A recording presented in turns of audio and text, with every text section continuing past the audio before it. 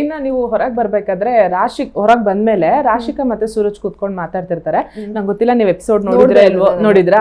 Okay, ಅವ್ರೊಂದ್ ಮಾತು ಹೇಳ್ತಾರೆ, ಅಂದ್ರೆ ನಂಗೆ ಫಸ್ಟ್ ಟೈಮ್ ಯಾರೋ ಮನೆಯಿಂದ ಹೊರಗೆ ಹೋಗ್ಬೇಕಾದ್ರೆ ಏನು ಫೀಲ್ ಆಗ್ತಾ ಇಲ್ಲ, ಒಂಥರ ನೆಗೆಟಿವಿಟಿ ಓದಂಗಾಯ್ತು ಅಂತ. ಏನಕ್ಕೆ ನಿಮ್ಮಿಬ್ರಿಗೂ ಆ ವೈಬ್ ಮ್ಯಾಚ್ ಆಗ್ಲಿಲ್ವಾ? ರಾಶಿಕಾ ಯಾಕೆ ಆತರ ಹೇಳಿದ್ರು ಅಂತ? ಇಲ್ಲ, ಆಕ್ಚುಲಿ ಇದ್ದಾಗ ನಾನು ಫಸ್ಟ್ ಅವರೆಲ್ಲ ಜಂಟಿಯಾಗಿ ಬಂದಾಗ ಮಂಜು ಭಾಷಿಣಿ ಅವರೆಲ್ಲ ಇರ್ತಾರೆ, ಅವಾಗ ಅವಳಿಗೆ ನಾನು ಕಂಡ್ರೇನೆ ಆಗ್ತಿಲ್ವಂತೆ. ಅಂದ್ರೆ ಅವರು ಸೇವಕರಾಗಿದ್ರು, ನಾವು ಅರಸಿ ಇರಲ್ವಾ, ನಾನು ತುಂಬಾ ಚೆನ್ನಾಗಿ ರೆಡಿ ಆಗ್ತಾ ಇದ್ದೆ, ಸ್ಕಿನ್ ಕೇರ್ ಎಲ್ಲ ಮಾಡ್ತಾ ಇದ್ದೆ. ಅವ್ರು ಸೇವಕರಲ್ವ, ನಾನು ರಾಣಿ ಮಾಡ್ತಿದ್ದೆ. ಅವಾಗ ನಾವೇನು ಮಾತಾಡಕ್ ಆಗ್ತಿರ್ಲಿಲ್ಲ. ಅವ್ಳು ಹೇಳ್ತಾ ಇಲ್ಲ, ಅವಾಗ ನಿಮ್ಮನ್ನ ನೋಡಿದ್ರೆ ನಂಗೆ ಆಗ್ತಾ ಇರ್ಲಿಲ್ಲ. ಬಟ್ ಆಮೇಲೆ ನಾವು ಮಾತಾಡಕ್ ಶುರು ಮಾಡಿದ್ಮೇಲೆ, ಅಯ್ಯೋ ನಂಗಂತೂ ನೀವು ತುಂಬಾ ಇಷ್ಟ, ಉತ್ತಮ ಎಲ್ಲ ಕೊಟ್ಟಿದ್ಲು ಅವಳು. ಚೆನ್ನಾಗಿ ಮಾತಾಡ್ತಾ ಇದ್ವಿ. ಅವಳು ಸೂರಜ್ ಜಗಳ ಆದಾಗೆಲ್ಲ ನಾನೇ ಇಬ್ಬರ ಹತ್ರ ಹೋಗಿ ಮಾತಾಡ್ಸಿದೀನಿ, ಸಣ್ಣ ಸಣ್ಣದಕ್ಕೆ ಇದಾಗ್ಬೇಡಿ, ಆರಾಮಾಗಿರಿ.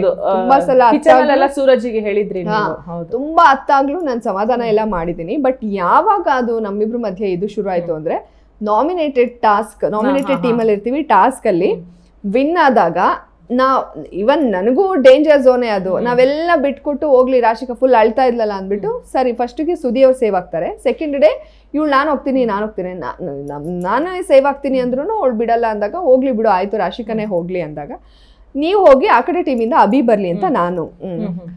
ಅವಳು ಓಕೆ ಅಂತ ಎಲ್ಲ ಒಪ್ಕೊಂಡಿದ್ದು ಎಲ್ಲ ಆಗಿ ನಾನು ಸೇವ್ ಆದ್ರೆ ಅಭಿ ಅನ್ನೋ ತರನೇ ಫಸ್ಟ್ ಡೇ ಎಲ್ಲ ಒಪ್ಕೊಂಡಿದ್ಲು.